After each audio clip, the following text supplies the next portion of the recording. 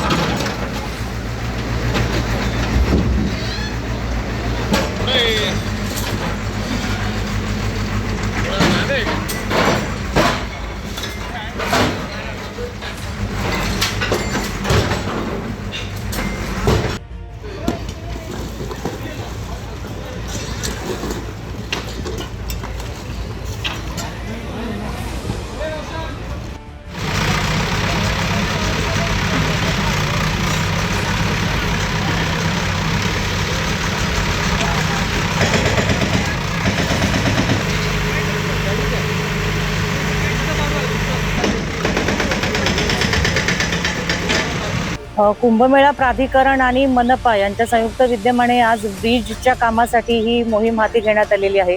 मिलिंद नगर असं या मोहिमेचं नाव आहे आणि एरियाचं नाव आहे. आणि ही पूर्वीपासूनची जवळपास 250 झोपडपट्ट्यांची वसाहत इथे आपल्याला दिसत होती.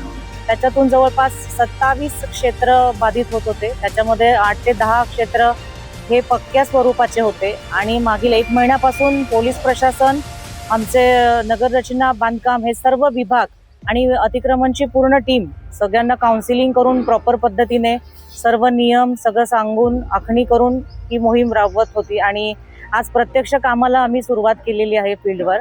आता जवळपास 70-80% काम उरकलेलं आहे आणि इथपर्यंत ब्रिज आलेला आहे. ब्रिजची लांबी ही 45 मीटर आहे आणि दोन्ही साईडनी जवळपास 100 मीटरचे रोड्स इथे बांधण्यात येणार आहेत.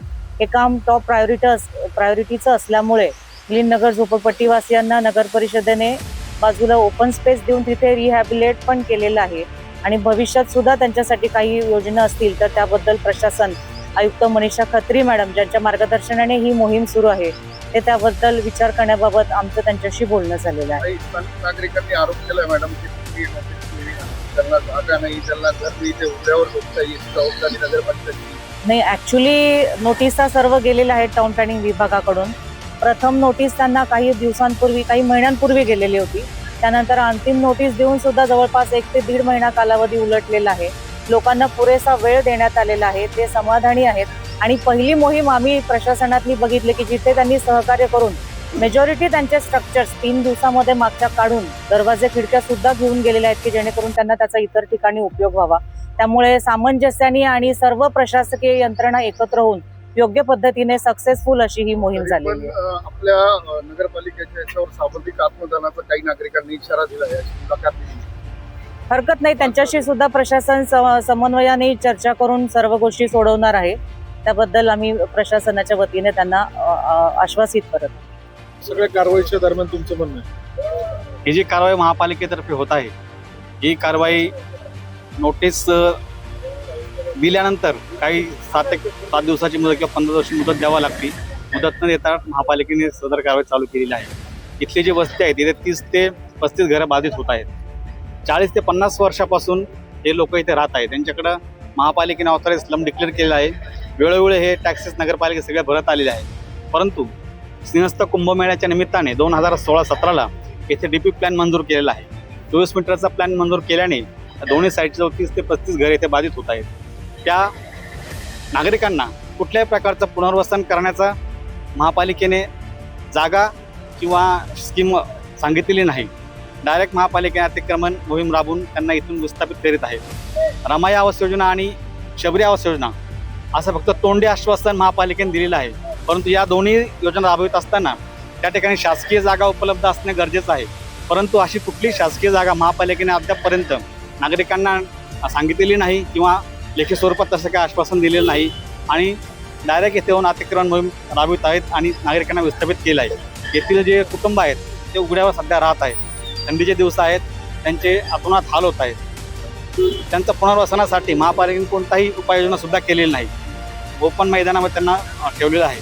उद्या त्यांच्या जीवितास काही धोका झालास महापालिका जबाबदारी घेईल काय? सगळं बेकायदेशीररित्या महापालिका संस्थाच्या नावाखाली अधिकारांचा गैरवापर करून नागरिकांना विस्थापित करत आहे. तर महापालिकेच्या सर्व संबंधित अधिकाऱ्यांना आमची विनंती आहे, त्यांनी तात्काळ सदर नागरिकांचं योग्य ठिकाणी पुनर्वसन करावं. अन्यथा काही दिवसातच महापालिकेला नागरिकांच्या मोठ्या रोषाला सामोरं जावं लागेल. आम्ही वेळोवेळी निवेदन देऊन विनंती केलेली आहे, परंतु महापालिकेने कुठलीही दखल घेतलेली नाही. यावर अजूनही 4-5 दिवसात दखल घेतली नाही तर आमच्या नागरिकांच्या वतीने आम्ही सामूहिक आत्मदान महापालिकेसमोर करणार आहोत. याची महापालिकेने आणि संबंधित अधिकाऱ्यांनी नोंद घ्यावी. मी मिलिंद सावंत, वंचित बहुजन आघाडी, नाशिक महानगर.